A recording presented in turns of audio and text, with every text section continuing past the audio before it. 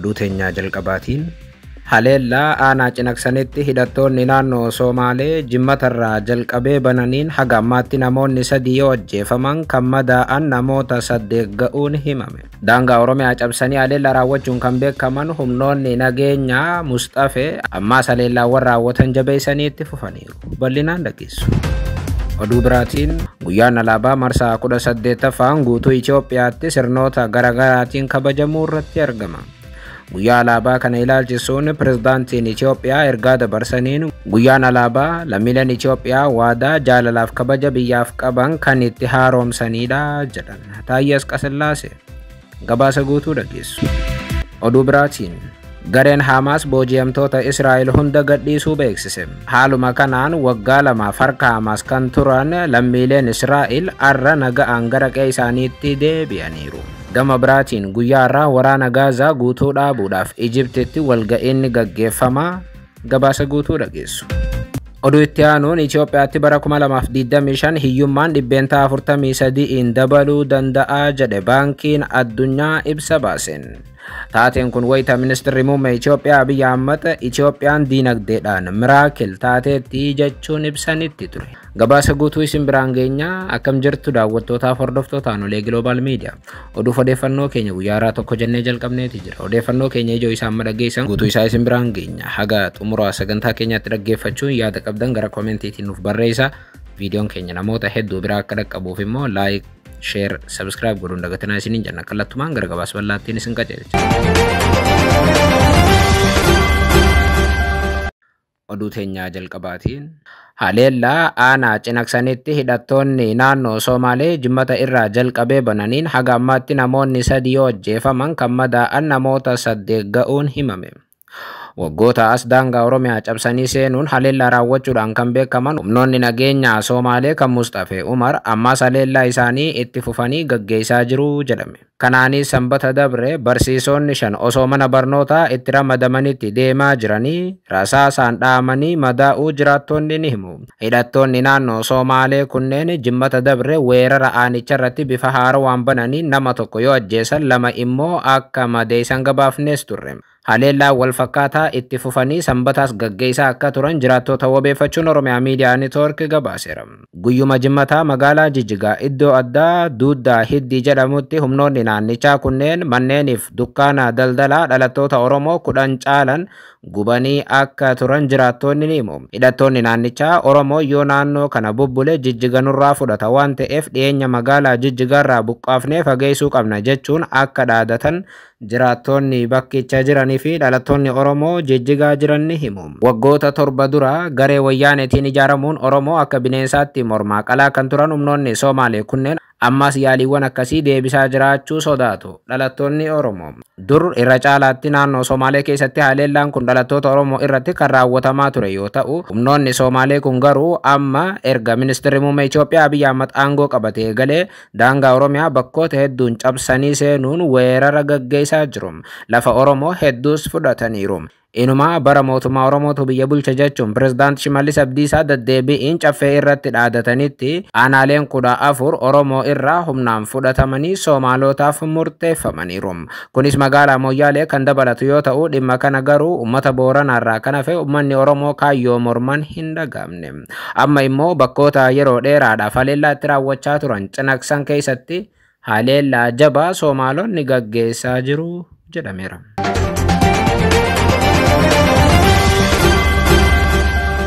Oduu biraatiin guyyaan alaabaa marsaa 18ffaan guutuu biyyattiitti sirnoota garaagaraatiin kabajamaa jira.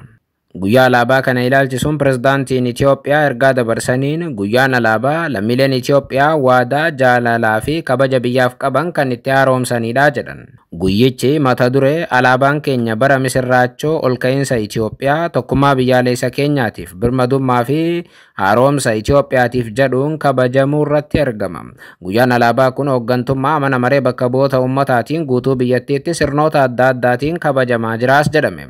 Dhaabbileen mootummaa federaalaa naannoleetiif bulchiinsa magaalota lameen kaampiiwwan raayyaa ittisa biyyaa akkasumas ammoo imbaasiiwwaniif misiyooniiwwan Itoophiyaa keessatti argaman sa'aatii 4 daqiiqaa 30 irratti alaabaa ol kaasuun alaabaa fuula duratti waadaa galuunii fi qophiilee garaagaraatiin kabajaa akka jiran himameera.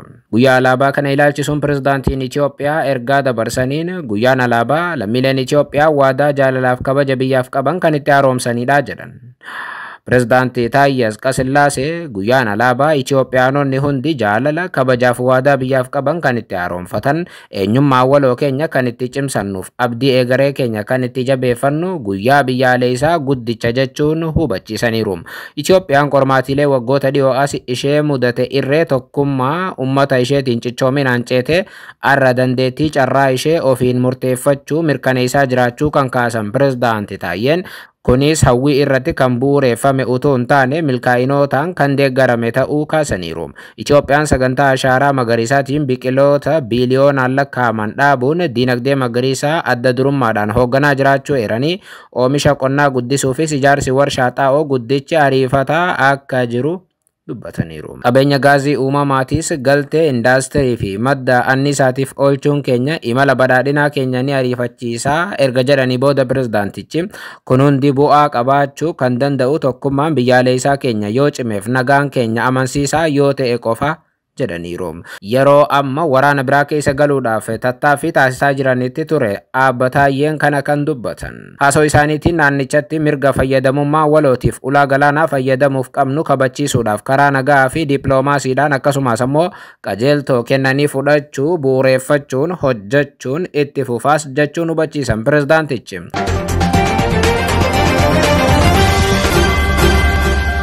Oduu biraatiin gareen Hamaas booji'amtoota Israa'el hunda gadhiisuu beeksise.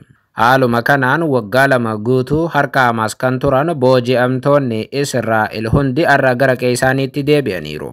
Waraana waggaa 2f Gaazaa keessatti gaggeeffamaa turetti xumura godhuudhaaf torban dabre Hamaasii fi Israa'el wal jijjiirraa taasisuudhaaf walii galanii turan. Gama biraatiin waraana Gaazaa guutummaatti xumuruuf arra bakka hooggantoonni addunyaa 13 argamanitti Ijipti keessatti waliigalteen ifaa ni taasifamaa jedhame.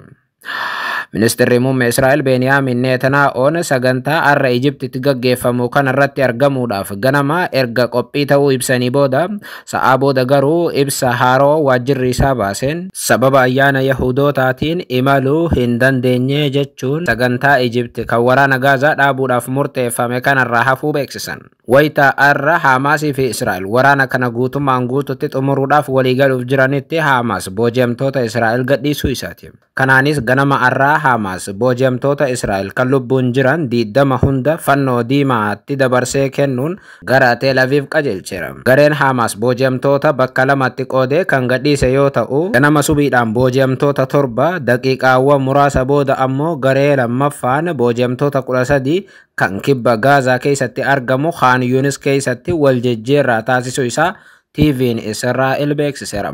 Hamaas dhimmicha irratti deebii laateen kana booda booji'amtoota Israa'el lubbuudhaan jiran tokkollee of biraa hin qabu jedheera.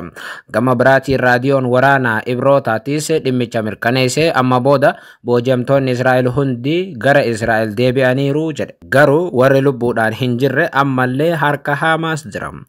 Oduudhuma wal qabateen pirezidaantiin Faransaay Emmanuel Macron abbaan taayitaa Falastiin heegaree Gaazaa keessatti ga'ee olaanaa qabaachuu qabaa jedhan. Waraana Gaazaatti xumura gochuudhaaf jecha arra garee Ijiptitti kan makaman Macron heegareen Gaazaa harka Hamaas qofatti hafuun dogoggora guddaadha jedhan. Pirezidaanti Macron guyyaa kaleessaa ergaa dabarseen abbaan taayitaa Falastiin heegaree Gaazaa keessatti ga'ee qabaachuu akka qabu mirkaneessanii kunis ejjennoo mootummaa Faransaay isa dhumaa ta'uu himan. Walga'ii waraana Gaazaa dhaabuudhaaf gaggeeffamuuf jiru irratti hirmaachuudhaaf kaleessa Ijipti yeroo ga'an gaazexeessitootaaf yaada kennaniin Emmanuel Macron kun yeroo murteessaa ta'edha jedhan. Macron ibsa isaaniitiin qophii siyaasaa naannoo kanaaf taasifamu ilaalchisee ejjennoo cimaa Faransaay qabdu kaasuun walga'ii arra gaggeeffamu irratti pirezidaantiin Falastiin Mahmud Abbaas illee ni argama jedhan. Kunis murteessaa waan ta'eef gareen Hamaasii fi Israa'el wayita waliigaltee mallatteessan Mahmud Abbaas as keessa jiraachuu qabas jedhan. Osoo dubbanuu pirezidaantii Emmanuel Macron biyyoonni 10 ol barana dhaabbata mootummoota gamtoomanii irratti beekamtii Filisteemiif akka kennaniif namoota dhiibbaa olaanaa godhan keessaati.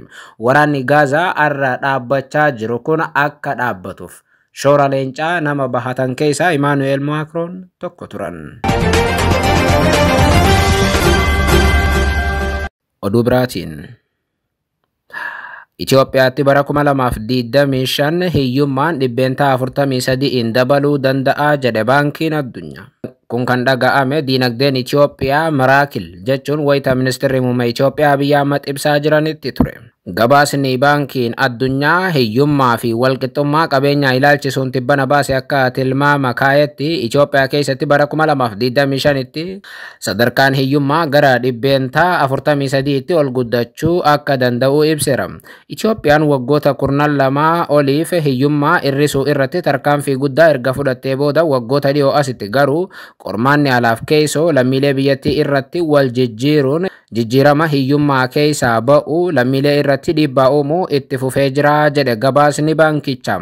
Weerara koovidiin jalqabee waraanni biyya keessaa kaaba Itoophiyaatiif kaan akkasumallee gogiinsi cimaa fi qaala'insi jireenyaa hammaachuun GDP biyyattii suuta guddachuu kanaaf sababoota akka ta'an ibseera. Sadarkaan hiyyummaa biyyattii bara 2016 dhibbeentaa 33 ture bara 2021tti dhibbeentaa 39tti ol guddateera jedha.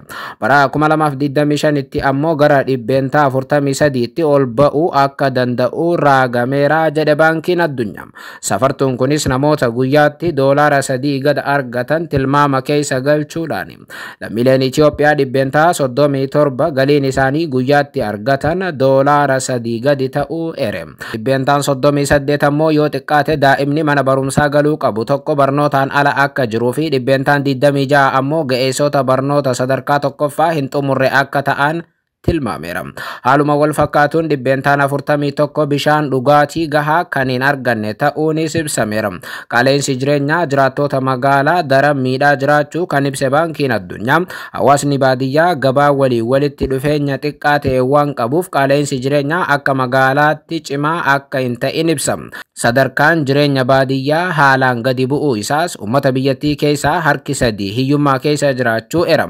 Baadiyyaa Itoophiyaa keessatti misoomni humna namaa gadi aanaa ta'uun yaaddoo ta'uu ibsuun bara 2021tti ga'eessota baadiyyaa keessaa dhibbeentaan 86 barnoota sadarkaa tokkoffaa akka hin xumurre hubachiiseera. Akka baankiin addunyaa jedhutti giddugaleessaan maatii baadiyyaa keessaa walakkaa kan ta'an tokkoon isaanii yoo xiqqaate daa'ima nyaata ga'aa dhabuun qancarre tokko qabu jedhama. Kanneen harka 4 keessaa tokko ta'an ammoo daa'imman haalaan miidhaman qabu jedheera.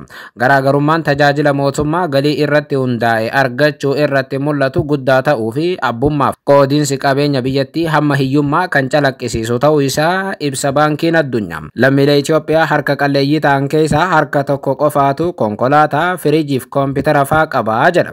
Maatiin harka qalleeyyii ta'an yeroo baay'ee gabaaf tajaajila mootummaa irraa adda baafamu kan isaan mudatu ta'uu ibseera. Walakkeessa bara 2024 irraa eegalee mootummaan haaromsa diinagdee maakroo adda addaa kan jalqabe yoo ta'u kunis gara sharafa alaa gabaa irratti hundaa'etti ce'uu haaromsa daldalaaf gibiraa jijjiirama kurmaanaan taarifa humna ibsaaf deeggarsa boba'aa dhabamsiisuu dabalata. Haaromsi kunneen carraa hojii uumuu damee dhuunfaatiin durfamu guddisuu qonnaan bultoonni xixiqqaa gabaa akka argatan fooyyessuu fi dandeettii dandamachuu namoota jireenya gadi aanaa jiraatanii cimsuuf kan qophaa'anidha. Hordoffiin dhiyeenya kana gaggeeffame akka agarsiisutti guddina diinagdee maatii jalqaba bara 2024 fi 2025 wal bira qabamee yoo ilaalamu xiqqoo fooyya'eera. Haa ta'u malee ammallee keessumaa magaalota keessatti hamaa ta'ee jira jedhame.